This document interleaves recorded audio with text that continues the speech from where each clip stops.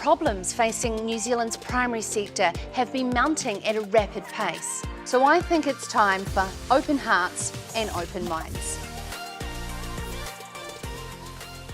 Well, to open the show tonight, here is National Party's latest billboard.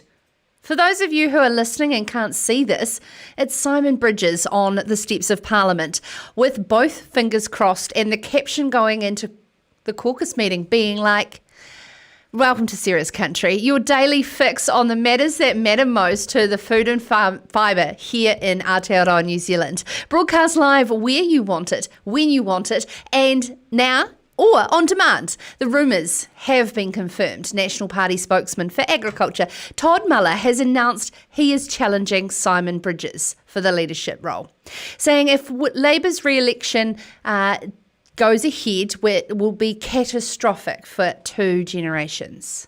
I know there will be a lot of happy national voters across New Zealand tonight that Todd has stepped up to take leadership reins off a man that was starting to resemble the wacky, waving, inflatable, arm-flailing tube man from Family Guy, flailing up and down the desert road to get an internet connection. If this didn't happen, rural voters had only one option: vote for their insurance policy of black and white. Because if the primary sector has to sit through another term of this lack of respect for the primary sector, to not listen to the hand that feeds them, then really Winston is not really that bad. With Todd at the helm, with the respect for people's intelligent thinking and innovative thinking going into a crisis to turn it into an opportunity for New Zealand, Nikki Kay by his side that he respects more than calling her by her nickname, such as Simon Bridges did this morning on Mike Hosking, dropping yet another pool of benefit. I have thoroughly enjoyed my interviews with Todd in the past on Sarah's Country. His years of commercial experience at Fonterra and Zespri make him a market realist. His personality is compassionate and his leaning blue-green. James Shaw may even be swayed with his change of leadership and be able to continue his environmental policies under a Nat Green coalition. With the respect this duo would show them, I'd love to know your thoughts, but Todd has got my full support. I'd love to know your thoughts. Do you like Todd Muller? Do you like the idea of him leading National to success in this year's election? Even if it's just a thumbs up on the live stream, if you like the idea as Todd as leader. If you don't, if you think I'm wrong and you think Simon Bridges should stay, please let us know and please explain why. I want to read them out throughout the show. I want to also say I am a bipartisan and unbiased person, and I do seriously take my open mind very seriously in my political opinions. But holy hell, this has got serious. A leader that's looking like an amateur cheerleader, polling at 4%, standing in the way of a burly front row that are ready to push through and weather the storm for all of us. This economic forecast is massive, and we need the very best. I can't wait to talk about this to David Seymour, our guest after 7:20. The ACT leader will be hoping for election results that see his party at the table in September. So who does David think will be leader? David has been a part of a lot of Simon's Epidemic Response Committee meetings on the economy, small business and trade. So I'm looking forward to his take over the last 7 weeks and where we are at leadership-wise to weather the storm with this current government. Currently, food administration is spread across a myriad of government departments and ministries. New Zealand has a once-in-a-100-year chance to completely overhaul the way we think about our bountiful, delicious food that we produce. New Zealand food and wine writer Lauraine Jacobs is going to join us after 7:30 and is pushing for a Ministry of Food with a tangible strategy. Any food questions for Lauraine as well? I'll put them in the comments below. I'm going to take the opportunity to ask her tips on cooking the best lamb because, of course, it's National Lamb Day this Sunday. Now, towards the end of the show, we will have 2019 Nuffield Scholar Ben Hancock sharing his insight from his Nuffield report titled Rural Leadership, Taming the Wicked Problems and Growing the Toolbox to Foster Society's Trust through Strategic Solutions for All after 7:40. To kick off the show after this on-farm story, we're going to be joined by another foodie, CEO Food HQ Abby Thompson, who I'm stoked agreed to join us. It is an important clash of events tonight, and she will just discuss with us the chaos and uncertainty of COVID-19 has certainly not knocked the optimism of our food and beverage firms. And happy to hear that. All from a great story from today's Farmers Weekly by Richard Rennie. This is Sarah's Country. As farmers, our main focus is producing milk, and that's what we need to stay focused on doing and be the best we can. As our population grows and as people go back to the land and really hone into sustainability and what's best to put into their body, dairy is always going to be that solid place to go to get everything you need. I think a piece of me will die if they stop dairy farming. I don't know what I'd get up for in the morning really. I'm Chelsea Smith. I'm a dairy farmer at Honakiwi in the Waikato.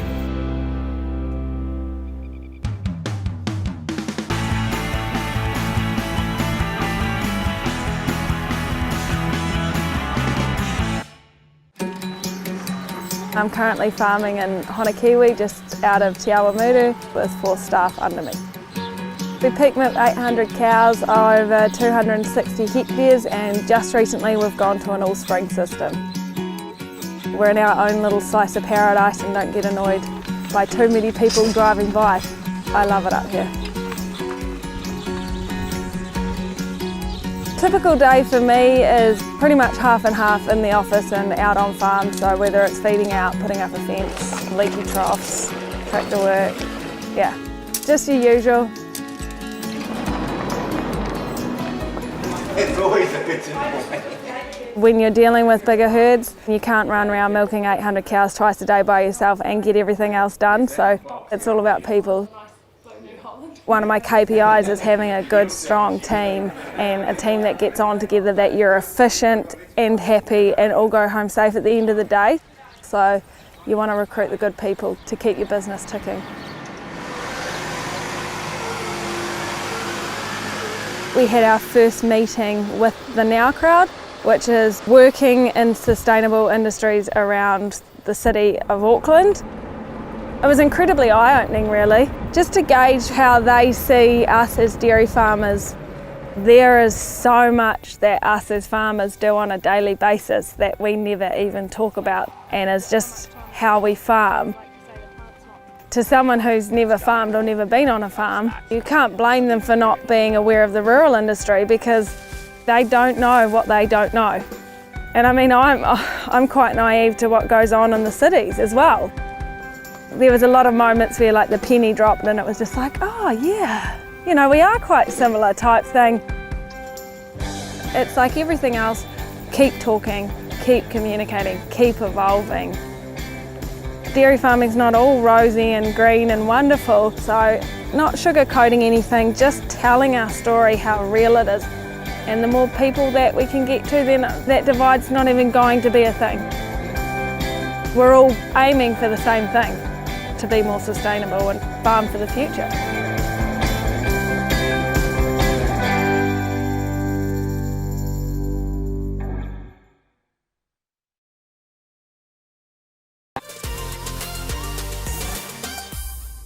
Now, if this is the first time that you've taken to join Sarah's Country, welcome. I'm your host, Sarah Perriam, and I really enjoy the interaction that we have here, because that's what makes Sarah's Country unique and different to any other form of rural media here in New Zealand, is that your voices are heard live and we can put either your questions to our guests or let's just have a general understanding of what's happening around the country. Today, we're talking about your thoughts on Todd Muller running for leadership of the National Party following that devastating poll result of Simon Bridges. I want to know, do you like Todd? Do you not even know who Todd is? What's your thoughts? I mean, if you don't want to share anything politically, absolutely understand that completely, but we have lots of other great topics on Sarah's Country tonight, and it's all a lot very about food, farming our food. That is so fabulous here in New Zealand. Thank you so much for the comments that are coming in. Catherine is tagging her mates, saying you guys would enjoy following this very sensible Kiwi chick. Thank you very much, Catherine. Really appreciate your comments. Now, when I began Serious Country, this was 7 weeks ago. It was so easy to hook and book the very best guests because you know what? I knew they were all going to be at home. But level 2 is staying damage to my system as they're now all starting to go out for dinner at 7 o'clock. So I'm absolutely privileged that she decided to hang out in the car outside a Palmerston North Mexican restaurant and joins us now, CEO for Food HQ, Abby Thompson. Now, Abby, thank you so much. It's so nice, but especially yourself working in such a great foodie role, to finally get out and about, especially in the metropolis of Palmerston North. It almost sounds like you're being slightly sarcastic there, Sarah. And I'm not. Palmerston North is a fabulous place to go and wine and dine. I am not. I absolutely am not, Abby. I have frequented a lot of great establishments, and in particular, those of Guy Sargent's owns a few restaurants as well that are very fine eateries, you know. Well, I have to say, a little while ago there was a bit of a survey done which revealed that Palmerston North has more places to eat per capita than anywhere else in New Zealand. So it is definitely a place that people should start to put on their to-do lists and to come and try some of the fabulous food we've got here. But no, it is very nice to be able to, shall we say, have someone else cook for me for a change, because I haven't had much of that recently. My husband and daughter have done a little bit, but they do tend to leave me an awful lot of dishes afterwards. Isn't that the cook doesn't clean? Well, that's it. But if they cook for me, I'd almost rather cook than let them do the cooking and then have to clean up after them. So, Abby, now we're talking about a survey under Food HQ's portfolio of food and beverage firms that you oversee, and just a bit of a general barometer of how they are feeling post-COVID. What were some of those results that came through? So we sent out a survey across all of New Zealand food and beverage firms. So it was just an open invitation to anyone out there in the food and beverage sector to fill in a short survey that was going to give us a little bit more of a tangible insight into what was going on. Because we've been talking to an awful lot of companies and getting a lot of anecdotes, but it's, as you all know, there's a big difference between just what people will tell you when you're having a chat and what you can get out of a bit more qualitative survey. And so we ended up with about 300 businesses completing the survey. And I have to say, I was really pleasantly surprised because, there's an awful lot of challenge out there at the moment, and we're hearing a lot about particularly hospitality and tourism businesses doing it tough. And while it was really clear from the data that we got back that most food businesses had a decrease in turnover over the past period of time, actually they were still really in good heart. The 2/3 were feeling really confident about what the next 12 months will bring. And I was also really interested to see that there was actually about 20% who thought that they were going to do better in the coming 12 months after COVID than they had anticipated before COVID, which sort of suggests that there's a bit of a silver lining there, and that hopefully those businesses have seen that, with every bit of adversity comes opportunity, and they're being able to take advantage of that in order to actually grow their businesses. I would really like to get to the bottom of where that's coming from. You mentioned in Richard Rennie's article here on Farmers Weekly that this COVID-free status is actually a great export marketing opportunity. Well, I think it could be. And I think, when I was talking to Richard, I did make the point that I think a lot like our sort of food safety and our transparency and the general trust that people have in New Zealand, adding COVID-free to that can only do good things in terms of the international markets seeing our food as being something that they can have confidence in. I did also caution that I think we have to be really careful not to expect it to be the reason that somebody buys our food. I think our food still has to be meeting all of the consumer expectations about, its flavour, its freshness, its delivery formats, and generally fitting in with what they want. But hey, it can't be a bad thing for the rest of the world to be looking at us and going, well, down in New Zealand, they've managed to get systems and processes in place to make things safe for their population, and that's going to translate through to safe food too. What was encouraging was how many New Zealand food and beverage businesses pivoted very quickly into a direct-to-consumer approach using e-commerce and a digital strategy that they probably could have done before, but it was the push that they needed. Yeah, that did make me smile. And I think we're all guilty of it. We've all had things that we've meant to get round to doing for however long, and it's kind of sat on the to-do list, but you're always fighting the urgent fires right now. And I think that for a lot of businesses, being able to get the website up and being able to sort of start developing relationships with their consumers has been something that they've had at the back of their minds. But all of a sudden, lockdown created, I guess, both potentially the time in terms of they weren't able to be out doing other things, they were stuck at home, but also that real business imperative that if they were not able to do that, for many businesses, they were just simply not going to be able to have any sales. I was really delighted. 50% of businesses said that they were able to get new sales channels up and running over that lockdown period, which is absolutely astonishing when you think of it. Abby, I would like to ask you lastly, our guest coming up in Serious Country, New Zealand food and wine writer Lauraine Jacobs, I know you will know. She is calling for a Ministry of Food. Do you believe that this is a strategy to collaborate the industry or just add another layer of bureaucracy that we don't need? Well, I think I'll have to listen to Lauraine about that one. I do think that, anything that's going to be helping get people feeling more joined up and more collaborative and I'd love to see New Zealand be as excited and enthusiastic about our agri-food as you look over in the Netherlands, where the smartest young people in the Netherlands want to go into ag and food and do fabulous things with it. And we need to be able to get our population also realising just how many awesome opportunities there are within this sector.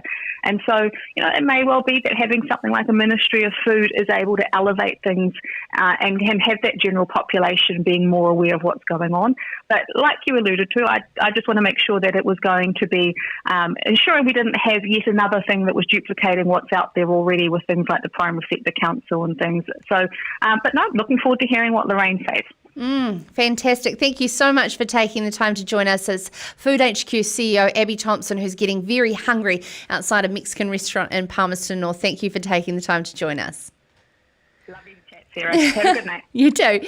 Now, coming up next in Serious Country, we will be joined by ACT Party leader David Seymour to hear his thoughts about agricultural's place in the nation's economic recovery and, of course, that National Party leadership battle. This is Serious Country. Everyone's been talking about food these days. While we've been busy stacking shelves, there's a whole team behind us. But it's hard work too. And we don't grow it without help. Nutritious food needs nutrients. Our soil tells us that story. By testing, we know what the soil needs. We make the nutrients right here in New Zealand. And we've got it when you need it.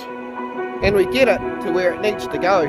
As farmers, we have a really important role in turning sunshine and water and nutrients into an edible product, and we don't take that lightly. It's great to know we're putting food on the New Zealand dinner table. So we can all come together. We've got to play our part in keeping the farmers growing what they grow, whether it be grass or fruit and vegetables. Pleased to be part of the production line that keeps the industry moving and keeps people being fed. I have been speaking to a farmer and they appreciate what we're doing. They're really happy that at this critical time of the year for their autumn applications, our stores and supply networks have stayed open. You're proud and privileged to be part of the team. Thanks for the hard work, team. Let's dig in.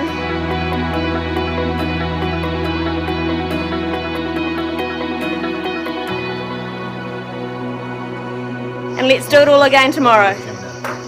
Cheers.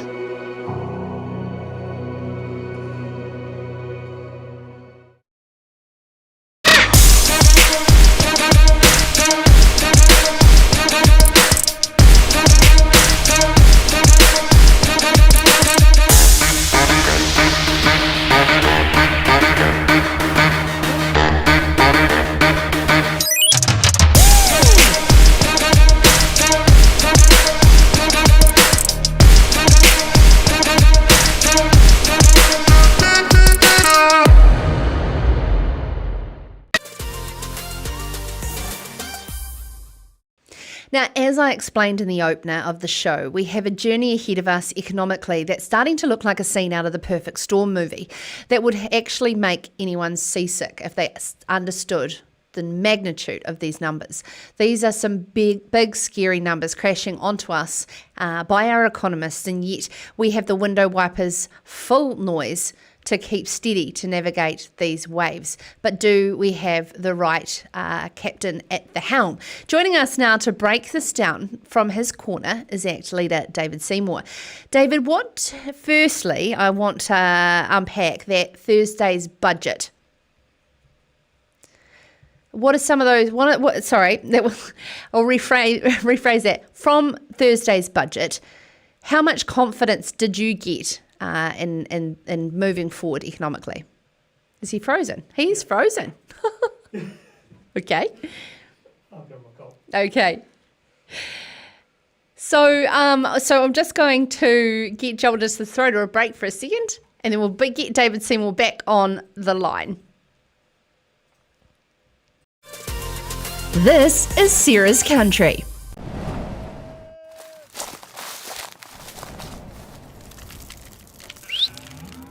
Growing a better world takes courage. It takes foresight and vision. It's about dreaming big, then being brave enough to follow that dream through. To create a world where food is plentiful, soils are healthy, and rivers run crystal clear. A world where we grow more with less, where livestock is tended to with care. Energy is friend, not foe, and waste is a valuable resource. This is the world you're already shaping through imagination, innovation, and determination.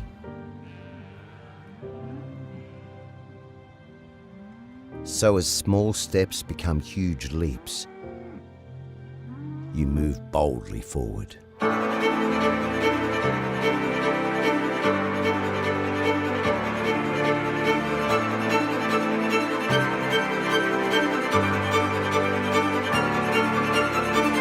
And Rabobank is there beside you to help grow a better world together.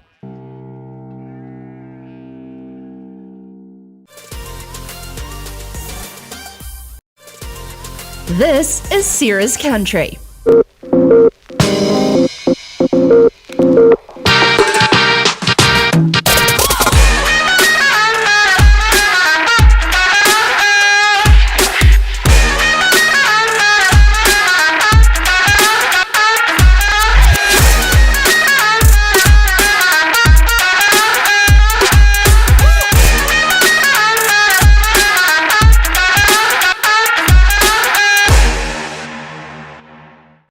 Every morning, Kiwi farmers wake up to produce high quality food. Yet, every night, some Kiwi families are going to sleep hungry. Meet the Need is a charity founded by farmers, and it's here to change all that. We're about New Zealand farmers feeding New Zealand families by donating a small part of what we grow when we can. You can help us make sure no one in New Zealand goes to sleep hungry again. Visit meettheneed.org and follow us on social.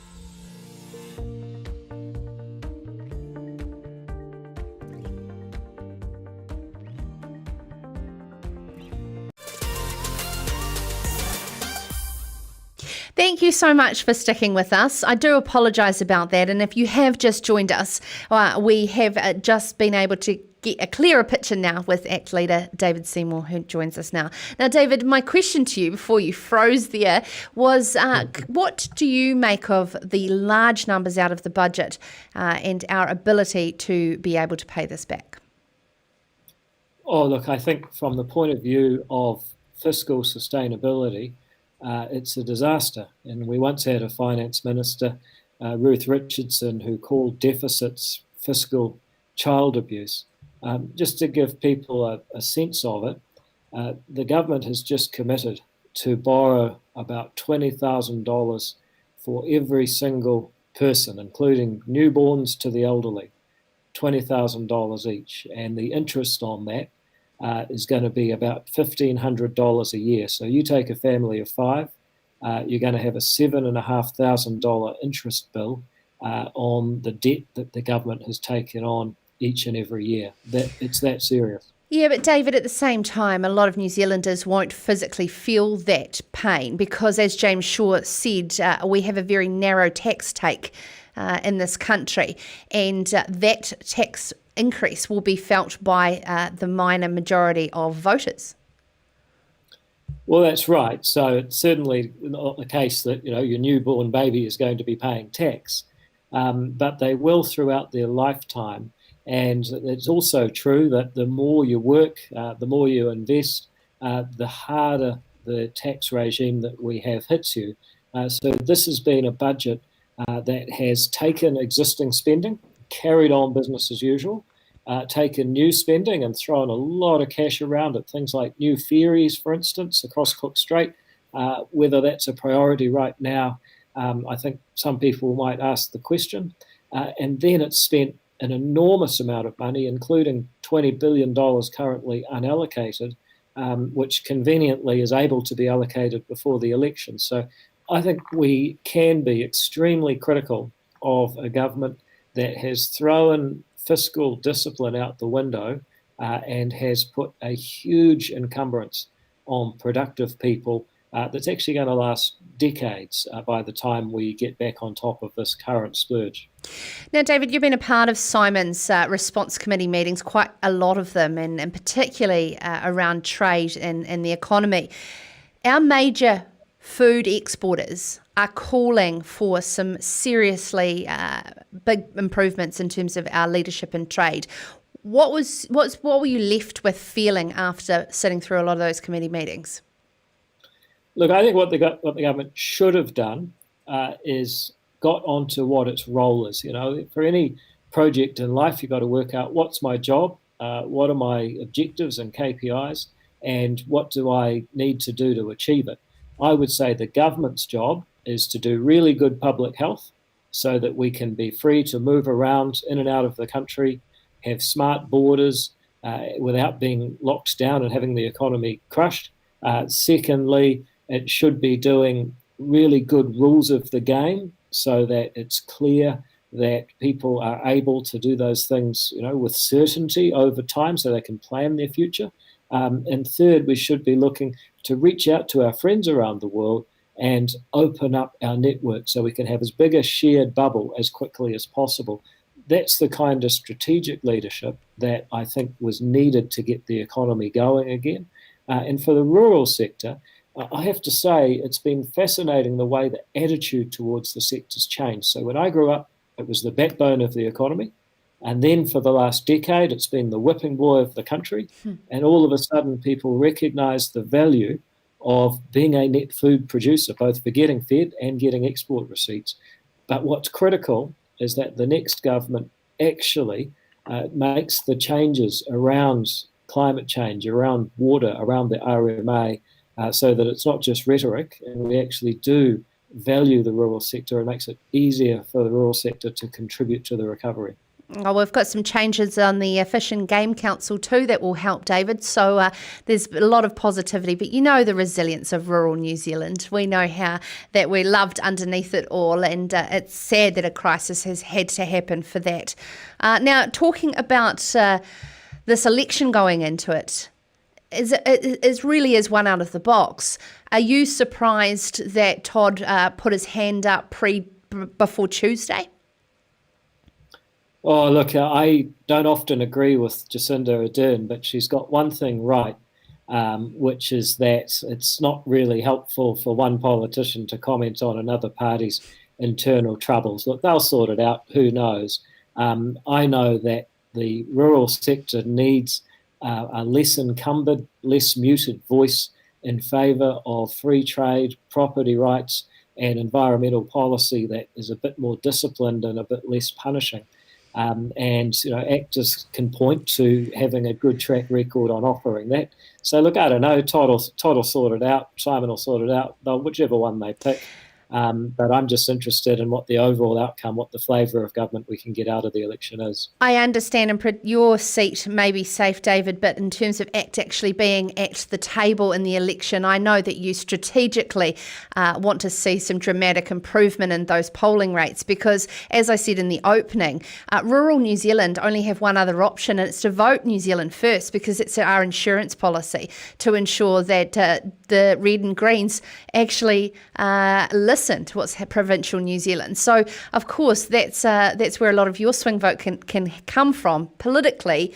I know you're interested in what's going on right now. Well, I think people need to ask about the insurance they got, because one of the things about buying insurance is they're very happy to do the sales pitch and take your money. But once it comes time to claim, you find there's a lot of fine print that you didn't quite notice at the time. And that's been very much the case with this so-called New Zealand First insurance strategy. You look at ETS, you look at water regulations, you look at RMA reform, and indirectly related to the rural sector, you look at firearms. You haven't got much payout on that insurance policy you got, did you? It's certainly starting to get into the swing of campaigning, David. It's absolutely great. And so in passing, the primary sector needs to be heard and have the freedom to get on with the job. How can ACT help sort of strip away some of this bureaucracy that they've faced over the last 3 years? Well, I think you've got to go back to defining what the problem is. So, yes, there's an issue with water quality, but actually it's here in Auckland because the Auckland Council has consents to omit... And water supply. Yep. Well, that's another thing. We don't need to make this all about Auckland problems, but we've got to get some equality on water quality because it's unfair what's being put on the rural sector. This Resource Management Act, the government just passed legislation so that its projects don't have to go through the RMA. So at least now they admit it's a problem, but they're going to leave everybody else encumbered with the yoke of it. And these kinds of things, science-based, evidence-based policy, RMA reform, property rights, free trade, these are bedrock ACT policies. And our proposition is that if those are concerns of yours, then you could do better than adding a few more fearless ACT voices as opposed to someone else who may not have been entirely true to their word so far. Who are you looking forward to that's coming up through the ranks in ACT? Well, you look at Beth Holbrook. I mean, she's been a sheep and beef farmer, mother of 2, award-winning businesswoman, and she's been loyal to the party through tough times. And now it looks like on the current polling, she'd easily be a member of Parliament. I can think of much worse people to have in Parliament speaking on behalf of the rural sector than her. Fantastic. Thank you so much, ACT leader David Seymour. Now, next up on Sarah's Country, she was inspired by a speech by strategic thinker and former MP Stephen Mahari, who addressed everything that's wrong with our food systems here in New Zealand. But since then, very little difference has been made in terms of the innovation to our food scene, and she is now lobbying for a minister or Ministry of Food. I think Todd Muller would like that. New Zealand food and wine writer Lauraine Jacobs is up next. This is Sarah's Country.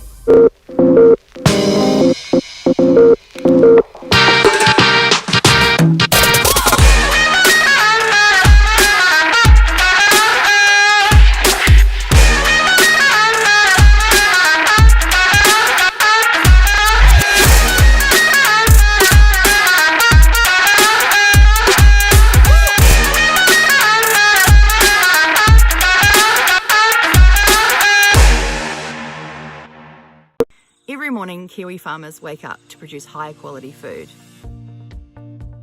Yet, every night, some Kiwi families are going to sleep hungry.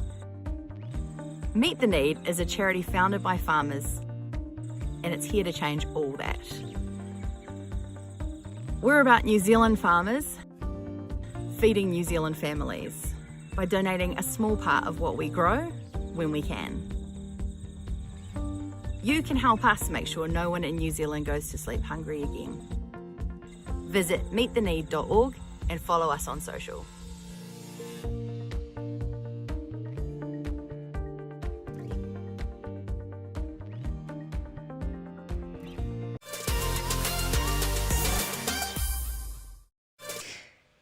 Now, as you know, Sarah's Country is a live interactive show, and you've been very quiet in the comments below. Obviously, you're watching along, doing other things like cooking dinner as well. Totally understand that.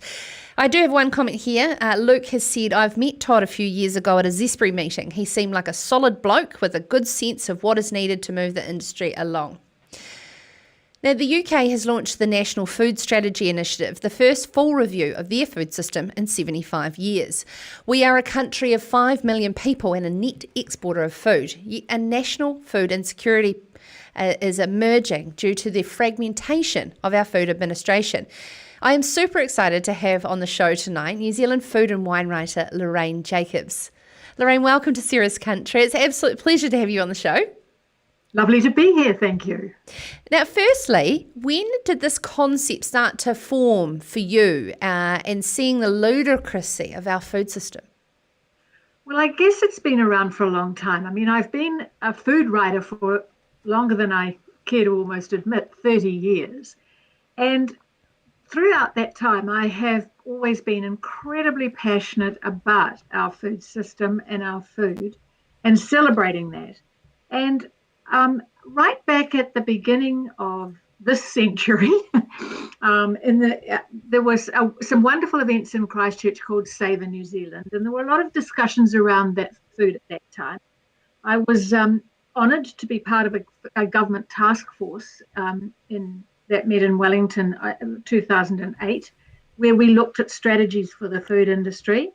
And then I just seemed to have, I spoke at a conference in Christchurch, and it has always seemed very strange to me that a country like New Zealand, where so much of the economy is based around the amazing food we produce, that there's no overarching system, control.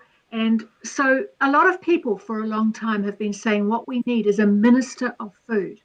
It wouldn't be taking away, the whole idea would not be to take away a lot of the jobs that the various departments do, but there are a lot of people who have to do things with food, whether they're farmers, whether they're restaurateurs, whether they're exporters, whether they're small artisan producers. And if they want to find something, get some help, they have to go to a lot of different government departments. And it seems to me it would be very sensible to actually have an overarching minister who could facilitate much more easily between all the different government departments. So you're talking about a minister as opposed to a ministry? Well, I think a minister has to have a ministry behind him, doesn't he? Absolutely. Yes. So therefore, I'm just querying around the duplication that may prop up, but from MPI, MB, WorkSafe, Health, etc., where this whole coordination can happen. The concept, absolutely brilliant, that we have over the entire supply chain, and of course the value chain is not lost as well. But how do you think it could happen without just creating another layer of bureaucracy? Well, I'd hate to see that it would actually create a huge layer of bureaucracy, because bureaucracy is the thing that holds everybody back. I mean, what I think you need to do right now is to establish, and for everybody to have it absolutely drilled into their heads, that they need to get excited about New Zealand food. They need to be excited about what our farmers are producing. They need to be excited about what they're eating. They need to be excited about the New Zealand food that we're buying. But even more importantly, I think we right now have this incredible opportunity to get the rest of the world excited about our food. I mean, if you can produce something that is top-notch, like we do, and show the world, they will come for it, because, there's still, even after the absolutely disastrous and carnage that we're going to see in the economies around the world, there are still going to be people with money who still want to eat really well. I don't know if you saw, there was some wonderful work done this week by New Zealand Business, part of NZTE, I think, and they managed to get a program on that was called Kitchen Quarantine Kitchen, with Massimo Bottura, who is the best chef currently working in the world. And he did this kitchen cooking 3 different episodes using our Timana lamb, our Zespri, our Ora King salmon, some wine of ours. And it went out to well over 500,000 people. And here it was as top-notch produce, and he was raving about it. And I just think that what we need is we need to get a ministry of food that can link all the dots obviously NZT were doing a terrific job there, but it just needs to be repeated everywhere. And it needs to also fall in line with all the problems that we're facing, that stretches right back across so many ministries. Yes, absolutely. I mean, I am an absolute advocate for our tourism, our hospitality and our farming communities to be collaboratives from an added value perspective. I've just lost Lauraine there. She's back. Oh, there she is. In terms of being able to collaborate across our hospitality, tourism and farming systems, export to be able to add value, Lauraine. However, we take advantage, we take for advantage that the fact that we don't have a food insecurity problem in this country, and the fact that we had so much money going into food banks from this latest budget is very, very concerning. Well, it is. It's terrible because there is enough food produced in this country to feed no one should be hungry. I mean, there's plenty of food. We've got far more food than we can possibly eat. And I have got no idea where we're falling down. I don't have an answer for that. I mean, I think that Meet the Need campaign, the Meet the Need charity that's popped up, has it just really popped up now? The thing is, the intention wasn't to release in COVID, but it just so happened to happen at the same time. And it's been about a year or so in the making, which is fantastic. Yeah, because it's so timely, isn't it? I mean, Meet the Need is, you're obviously running the story of it in the breaks here. And it absolutely, to me, that is so exciting. Because I think that we have to look after what's at home first. Of course we do. But we also have a big, somebody quoted a figure of the fact that probably 70% of our exports are going to be food related in the coming 2 years. I don't know whether you've heard that, but we've got to get everybody excited, and we've got to get everybody on the same page. And I really can't wait to see. It's very strange that it takes a pandemic. As a food writer, I've spent my life trying to A, get people to cook, and B, get excited about New Zealand produce. And what's amazing, it took a pandemic to do it. Suddenly everybody's cooking, and they're cooking our food. Yes, but if we don't make the most of this crisis and turn it into an opportunity, it will be a lost opportunity. So Lauraine, where to from here? How can we rally the troops around this concept? Well, I think that everybody has to start talking about, I think it has to be an election issue, because I just don't think, we've been talking for 16, 17, 18 years about trying to do this properly. But now everyone will suddenly realise that this is important.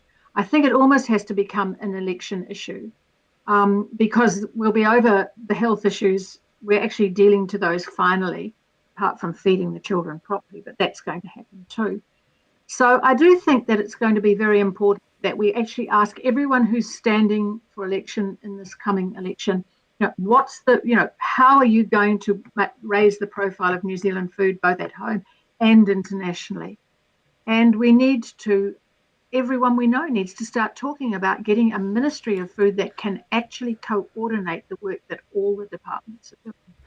Absolutely, Lauraine, and connect people with a career in the food industry, which is, of course, producing food just as much, because I know around the country people are struggling to get staff into this major. If we don't have people working or harvesting, we won't have this beautiful food just as much. Maybe we should also be talking about farming becoming the career of choice. Anything to do with it. Again, that's another 18, 19-year debate conversation we've been having here as well.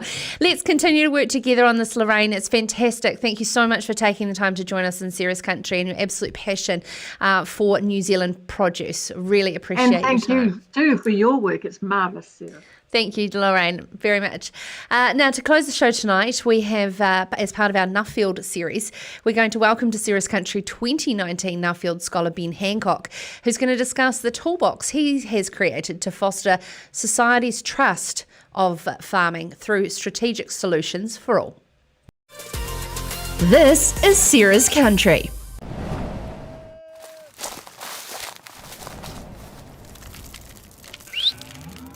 Growing a better world takes courage. It takes foresight and vision. It's about dreaming big, then being brave enough to follow that dream through. To create a world where food is plentiful, soils are healthy, and rivers run crystal clear. A world where we grow more with less, where livestock is tended to with care. Energy is friend, not foe, and waste is a valuable resource. This is the world you're already shaping through imagination, innovation, and determination.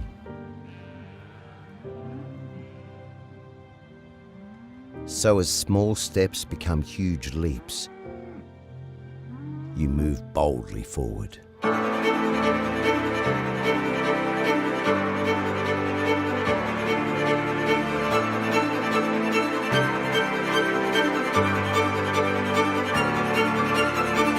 And Rabobank is there beside you to help grow a better world together.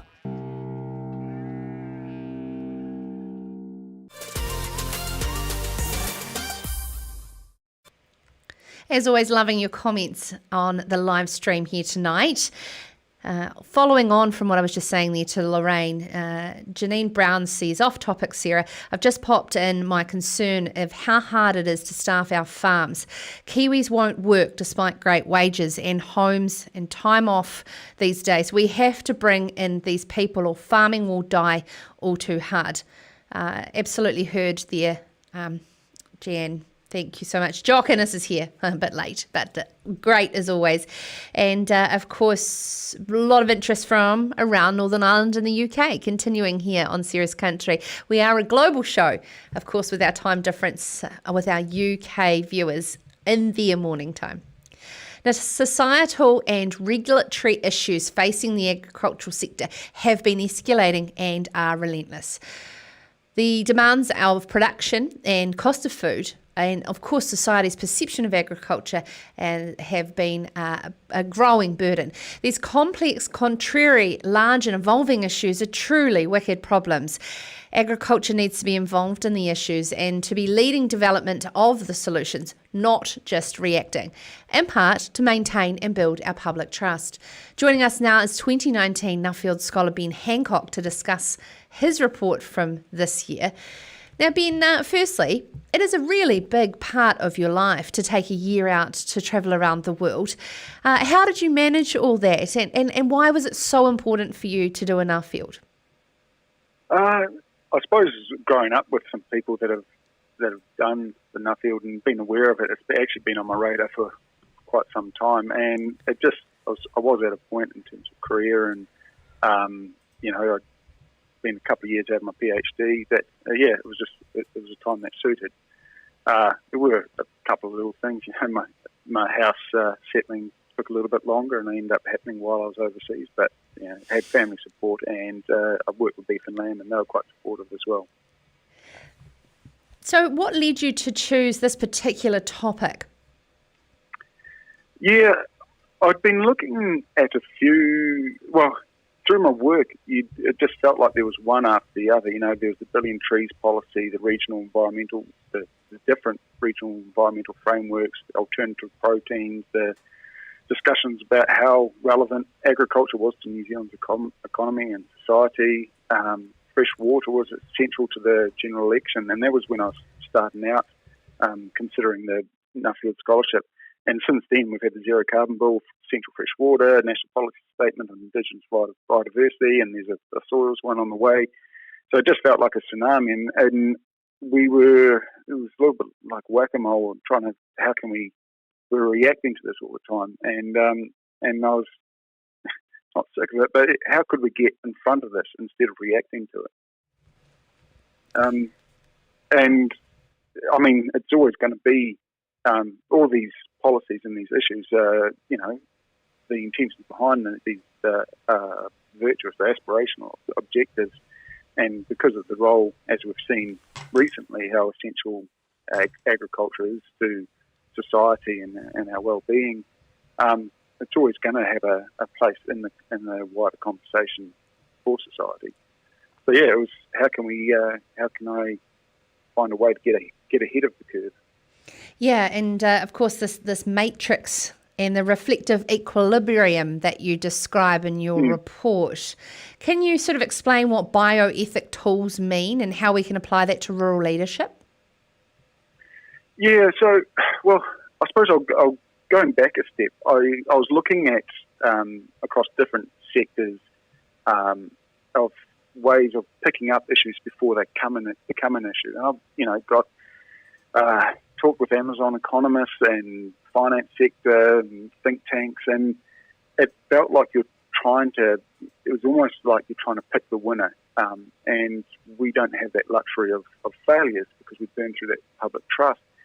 And I happened to be at a UC Davis conference with Hamish Marr, one of the other scholars, and bioethics came up in one of the discussions by Dr. Anne Barnhill from Johns Hopkins, and I thought, well, this is a really useful way of framing up the issue. And I went to see her at Johns Hopkins, and more we talked about it, actually by identifying what the values, well, the viewpoints by the range of stakeholders held on these different issues, you can, and more going a step further, you understand the values and you actually start to create an idea of what the cause or why these viewpoints are displayed or come at the sector. And so the ethical matrix is a foundational tool in bioethics, and it's designed to take in the range of values, because values or views are, well, the views are akin to ethics. And so the ethical matrix is designed to inform the decision makers, but it doesn't arrive at the decision. But experts involved in the process, as they're a resource to inform the viewpoints and of the different parties or where it's required. And because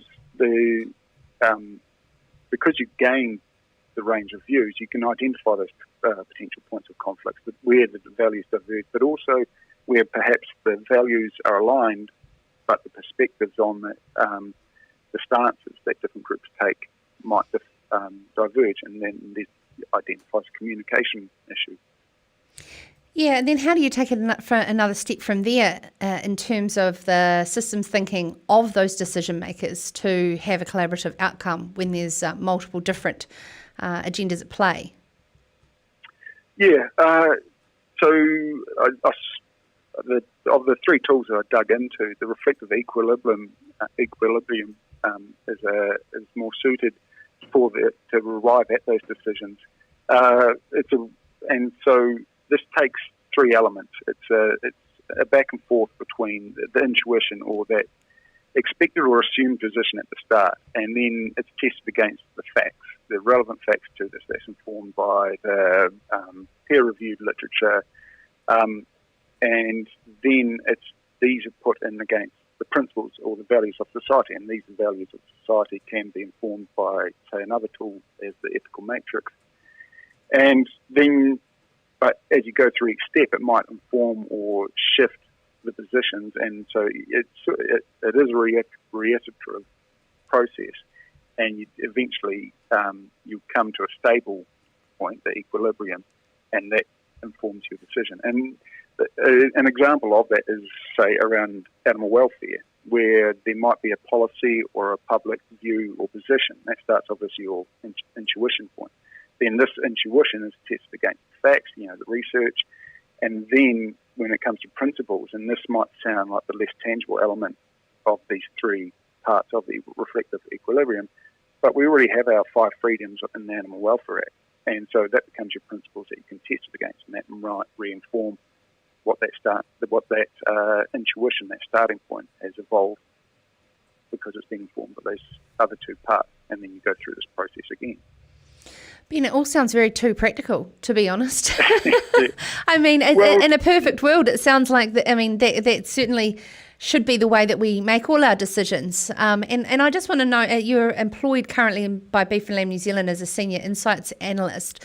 What sort of ways have you been able to apply your learnings in your industry role? Yeah, there's one project that I'm working on, and it's looking at potential, the sort of looking at the future of the red meat sector and where some of the levers might be, and that we want to include the different aspects of the supply chain and the consumers in that. I've been, just before lockdown, had a quick chat with our analyst that looks after animal welfare, and so we're looking at exploring some, potential issues or going through some of the practices, because originally some of these tools were designed to scout new technologies such as genetic modification. But so we can go through and do a stock take of the practices on farms and potential new ones. And one of the big influences on my Nuffield project was Professor Matthias Kaiser from the University of Bergen. And he's actually in New Zealand at the moment.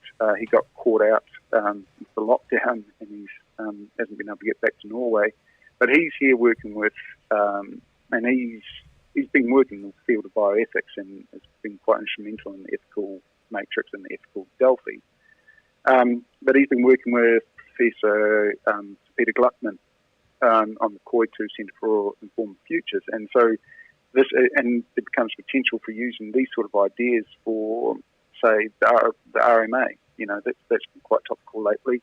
And if we can, still account for all the range of views held on a topic, but not necessarily have to go through every man, woman, and child sort of having and being involved in the process, but they're still feeling heard in the process. Yeah, absolutely. Oh, some wonderful insights there from Ben Hancock, 2019 Nuffield Scholar. If you'd like to read into more depth, the full report that Ben has put is on ruralleaders.co.nz, Rural Leadership Taming the Wicked Problems, it's called. And I understand, Ben, on the 2nd of June, you can tune into a webinar with yourself and, I haven't got it in front of me, the other scholar? Yep. Oh, no, there's an odd number of us, so I'm flying solo on that. Are you? Okay, 2nd of June, head to ruralleaders.co.nz to register for the webinar to then be able to have a in-depth live Q&A with Ben on that topic. Now, that's all we've got time for tonight. If you've missed any of the previous shows of Sarah's Country, you can check us out on podcast. Make sure to give it a subscribe so that you get notifications of all of the latest new episodes, so either the full-length shows or the individual interviews. And of course, if you like watching along, head to Farmers Weekly's YouTube channel as well.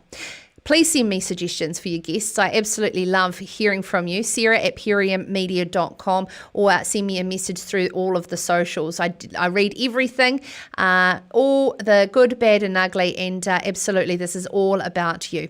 So good night and go well, and in the words of Winston Churchill, never waste a good crisis. This is Sarah's Country.